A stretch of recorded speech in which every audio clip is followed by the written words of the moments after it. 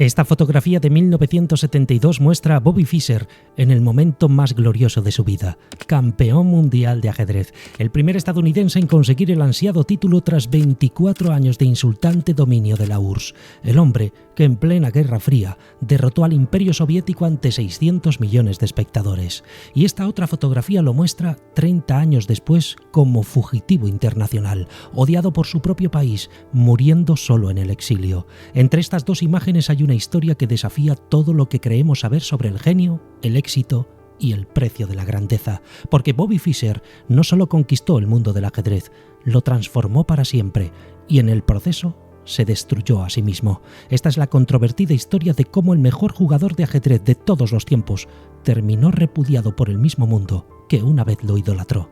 Esta es la historia de Bobby Fischer. Robert James Fischer nació el 9 de marzo de 1943 en Chicago, Illinois. Su historia familiar está envuelta en misterio desde el inicio. Su madre, Regina Fischer, era una inmigrante suiza de ascendencia judía con formación en matemáticas.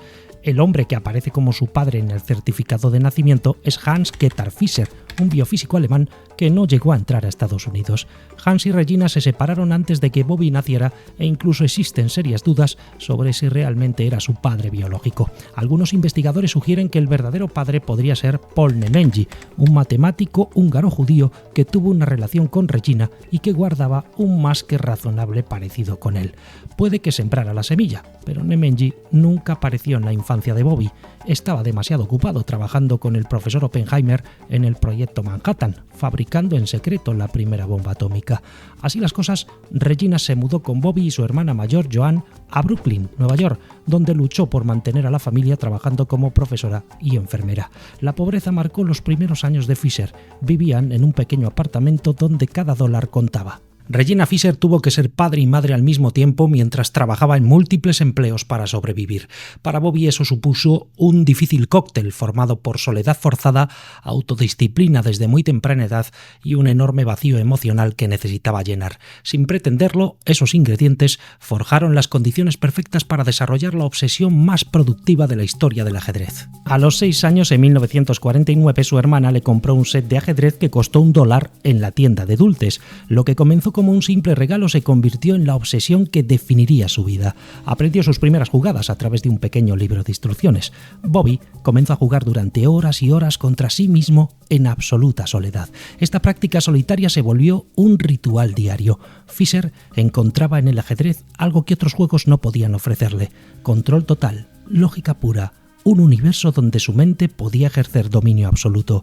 Su madre, preocupada por la obsesión que demostraba, lo llevó a un psicólogo, quien le recomendó apoyarlo y fomentarlo. Había encontrado su vocación. Fue entonces cuando lo inscribió en el Club de Ajedrez de Brooklyn, donde comenzó a tomar lecciones con Carmine Nigro. Fue su primer profesor y el primero que vio en él una excepcional capacidad.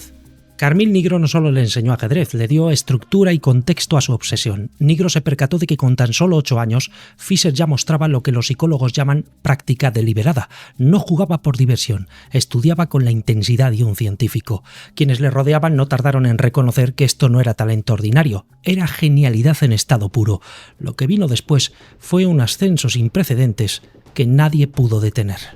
A los 12 años ya leía libros en ruso para estudiar partidas de los maestros soviéticos. A los 13 ganó el campeonato juvenil de Estados Unidos y ese mismo año dejó atónitos a todos con una partida tan brillante que se la conocería por mucho tiempo como la partida del siglo. Tenía enfrente a Donald Byrne, un maestro veterano, y lo hizo pedazos. Byrne se convirtió en la primera víctima notable de una larga lista de futuras víctimas del huracán Fischer. La prensa comenzaba a hacerse eco de sus hazañas y lo mejor estaba por llegar. Con apenas 14 años, Fischer se presentó en el Campeonato Nacional Absoluto. Allí le esperaban figuras legendarias del ajedrez estadounidense: Larry Evans, Arthur Biskier, Arnold Denker y el imponente Samuel Rzewski, el gran dominador durante décadas. Bobby era, con diferencia, el más joven de todos y también el más subestimado. Uno de sus rivales, Biskier, fue claro: tiene talento, sí, pero no la experiencia suficiente, dijo. Una previsión que compartía todo el mundo, excepto una persona: el propio Bobby Fischer. Nunca se dejó impresionar por los nombres, llegó sin miedos, sin complejos y los aplastó a todos. No perdió ni una sola partida. Con solo 14 años se proclamó campeón absoluto de Estados Unidos, convirtiéndose en el más joven en lograrlo en toda la historia. Ese título no era solo un récord, era un billete directo al torneo interzonal donde los mejores del mundo luchaban por acercarse al campeonato mundial. Fischer había derribado con contundencia la puerta de la élite y no pensaba detenerse. Muchos creen que los grandes campeones nacen con el mundo a sus pies.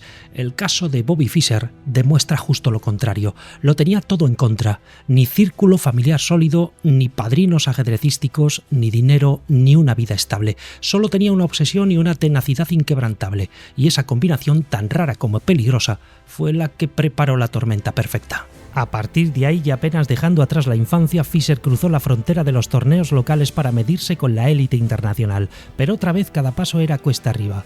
No había ayuda económica, ni respaldo de una federación poderosa. La URSS era la meca del ajedrez y sus campeones disponían de recursos, entrenadores y todo el apoyo estatal. Fischer, como siempre, solo contaba consigo mismo. En ese ambiente hostil, no solo no se hundió, consiguió los 2 billetes de avión rumbo a Moscú gracias a su aparición en un programa de televisión. El nombre de este joven es Bobby Fischer. Tiene 15 años y escucha esto. Ya es el campeón de ajedrez de los Estados Unidos. No me refiero a campeón adolescente o campeón de jóvenes. Ha derrotado a los maestros y es el mejor clasificado del campeón de los Estados Unidos en ajedrez.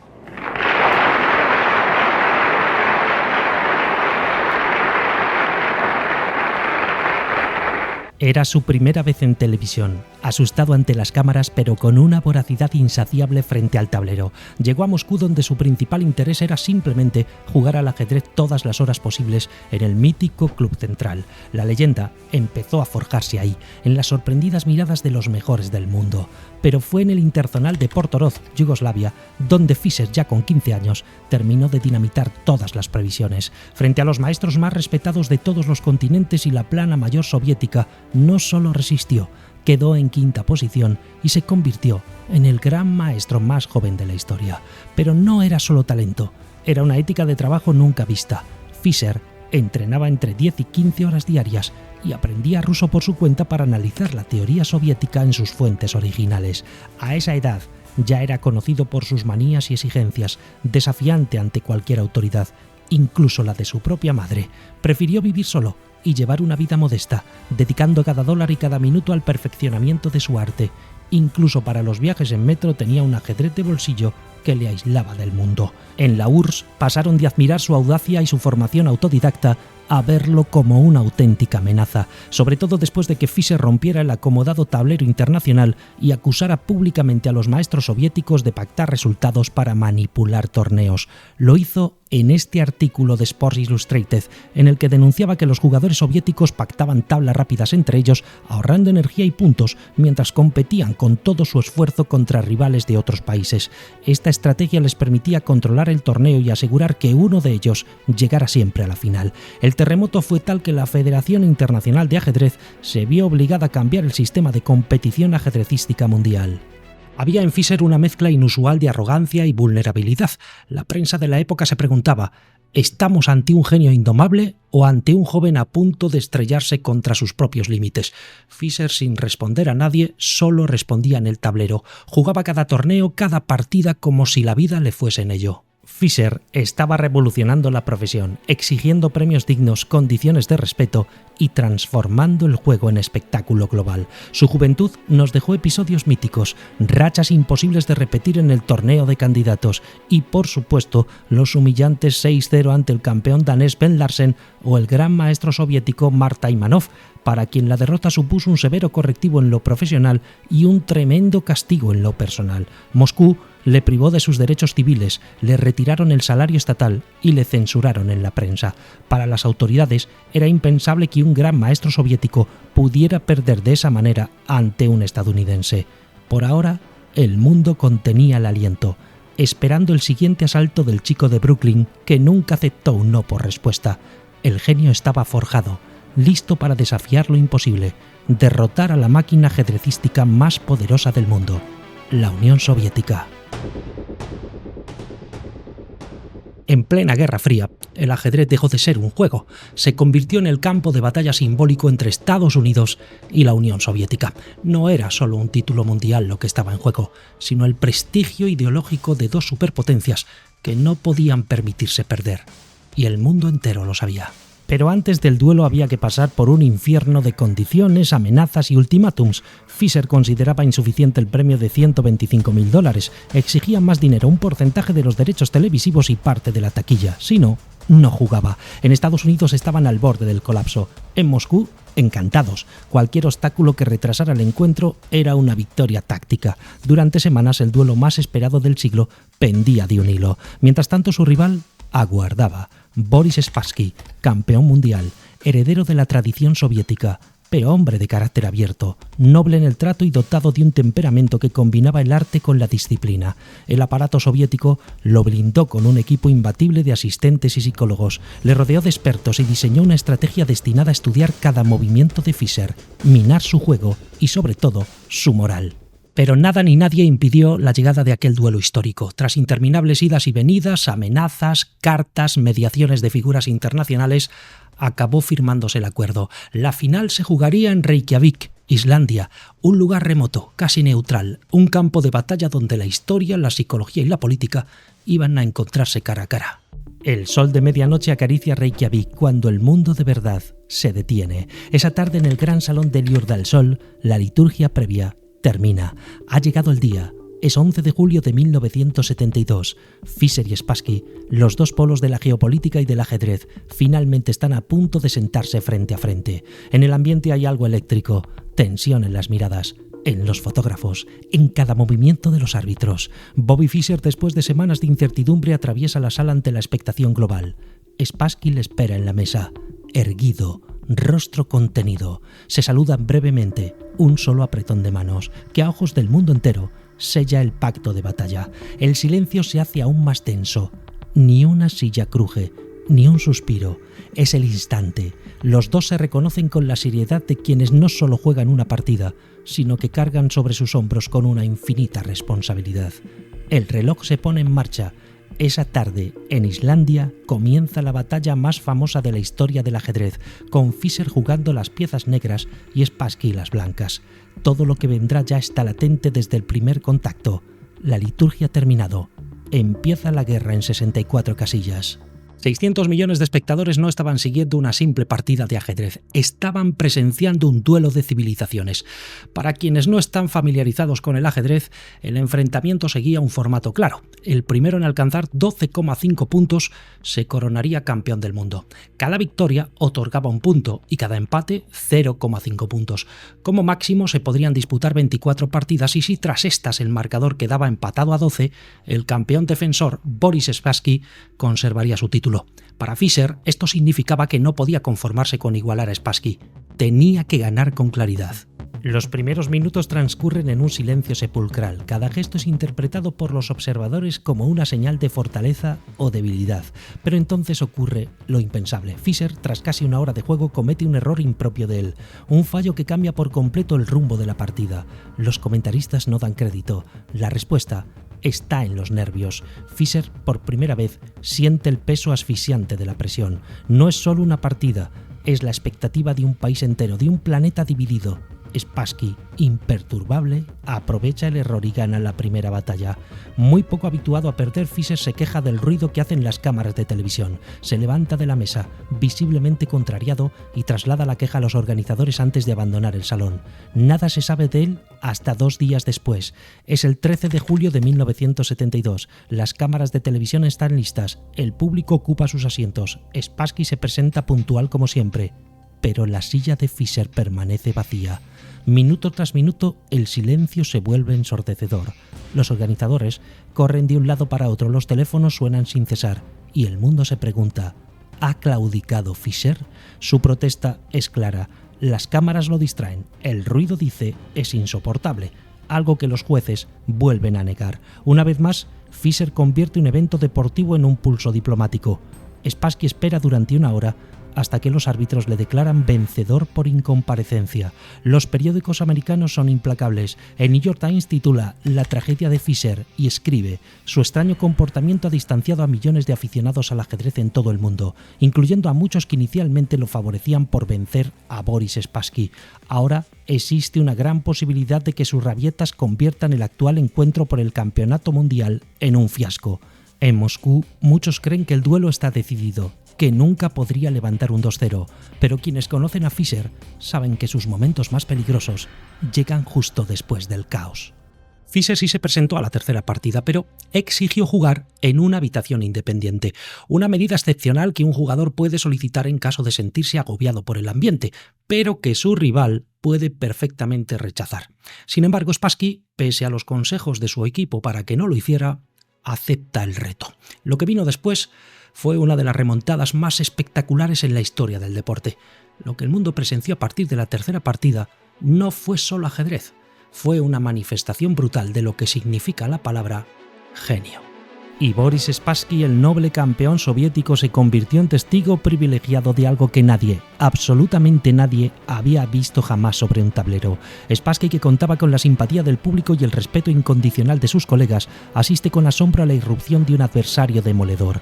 Fischer despliega con una furia desapasionada todo su arsenal: juego técnico, precisión robótica, creatividad inesperada y, sobre todo, una determinación que sobrepasa lo humano. Los grandes maestros soviéticos enviados para ayudar a Spassky asisten desde la distancia con creciente pánico a la masacre. Fischer, tras comenzar con 0-2, remonta el marcador y encadena una serie de victorias y tablas estratégicas que van descosiendo a su rival, tanto en el tablero como en espíritu.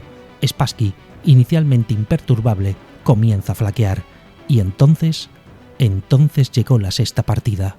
El duelo está en estos momentos empatado a 2,5 puntos, y lo que está a punto de ocurrir no es solo una partida de ajedrez, es un antes y un después. Es el momento en que Fischer deja de reaccionar y comienza a dictar el juego, no con ruido, no con escándalos, no con protestas, sino con una sola jugada silenciosa, precisa, devastadora. Esta es la partida que nadie olvidó, ni Spassky, ni los soviéticos, ni los millones que la vieron, porque en ese momento, en ese salón de Islandia, con las cámaras en silencio y el mundo conteniendo el aliento, el niño de Brooklyn, el fugitivo de sí mismo, el genio incomprendido por fin, habló en el idioma que mejor conocía, el del ajedrez. Fischer hizo algo que nadie esperaba, jugó una apertura que nunca había usado en su carrera: el gambito de dama. Un jugador suele aferrarse a sus aperturas favoritas, pero Fischer, en el momento clave y ante el campeón del mundo, decidió sorprender. Y funcionó. Después de solo 11 movimientos, Spassky ya estaba perdido en un pozo de incertidumbre, incapaz de encontrar una salida. El ruso se rindió. Todos entendieron que habían sido testigos de algo histórico. Y entonces ocurrió algo inesperado. Spassky se puso en pie y aplaudió a Fischer, y justo después le estrechó la mano. Un gesto de nobleza que conmocionó al público, que se levantó en masa para ovacionar al estadounidense. Por primera vez en la final, Fischer había jugado como el genio que era, y el mundo entero, incluido su rival, lo reconoció. En aquel instante nació una leyenda. Lo que siguió fue una sucesión de partidas tensas, algunas concesiones de tablas y miradas vacías entre los soviéticos. Pero el duelo, a partir de ese instante, tenía dueño. Fischer no solo vencía partida tras partida, conquistaba el respeto absoluto del tablero, la ovación del público islandés y, por primera vez, el miedo y la fascinación de su propio rival. El 1 de septiembre de 1972, tras 21 partidas, Boris Spassky reconoce la derrota. Bobby Fischer se convierte en campeón mundial, rompe la hegemonía soviética y conquista el título. I proclaim Mr. Robert Fischer as a chess champion of the world.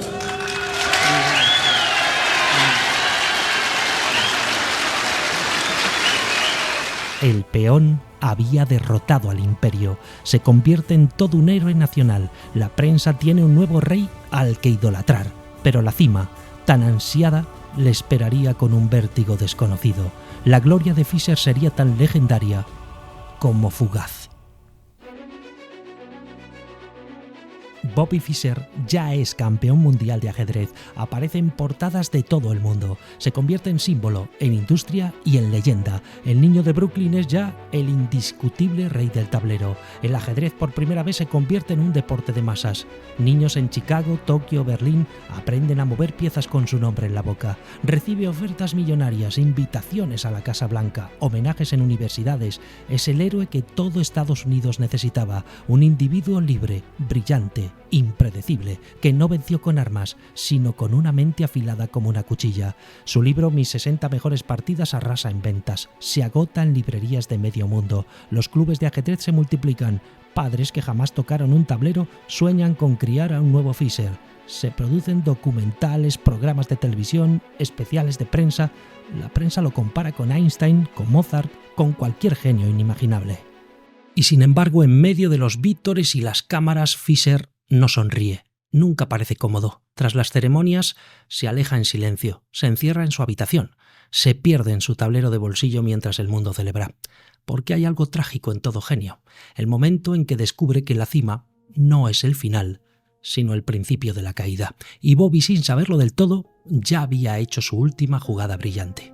La caída no llega de golpe, se filtra, lenta, venenosa. Fischer rechaza contratos millonarios, desprecia las oportunidades de marketing, se niega a explotar su fama. No me interesa el dinero, dice. Mentira, le interesa pero solo en sus términos. Se encierra en hoteles, apenas responde a preguntas. Sus apariciones se vuelven erráticas, caprichosas, hostiles. Los organizadores le suplican que compita. Fischer impone condiciones imposibles, cambios en el formato del mundial, premios estratosféricos, reglas nuevas cada vez. La Federación Internacional intenta ceder pero nunca es suficiente, hasta que un día simplemente Fischer desaparece, sin aviso, sin una sola partida más. El campeón del mundo se evapora. En 1975 debía defender su título ante un jovencísimo Anatoly Karpov, nuevo prodigio soviético. Fischer se niega, la negociación fracasa y la FIDE lo despoja oficialmente del título. Karpov es el nuevo campeón del mundo, sin mover una sola pieza. A partir de entonces, los rumores se desbordan. Manías obsesivas, ritos paranoicos. Fischer corta lazos con amigos, con su madre. Se convierte en un fantasma, en una leyenda urbana. Apenas da señales de vida hasta que reaparece casi 20 años después. Es 1992 y en ese momento acepta jugar una revancha contra Spassky. ¿Por qué? Pues nunca lo reconoció, pero después de 2 décadas sin ingresos estables, el premio de $5 millones, 3 de ellos íntegros para Fischer, era simplemente imposible de rechazar. De hecho, era el premio más suculento jamás ofrecido en un certamen de ajedrez. Solo había un problema. La partida se iba a celebrar en Yugoslavia, un país bajo sanciones internacionales por la guerra. Estados Unidos emite una orden en la que le lanza un ultimátum. Si juegas, estarás violando la ley. Fischer convoca a los medios de comunicación y entonces ocurre una escena que dará la vuelta al mundo. Esta es la orden de proporcionar información y cesar y desistir de las actividades del Departamento del Tesoro de Washington, del 21 de agosto de 1992.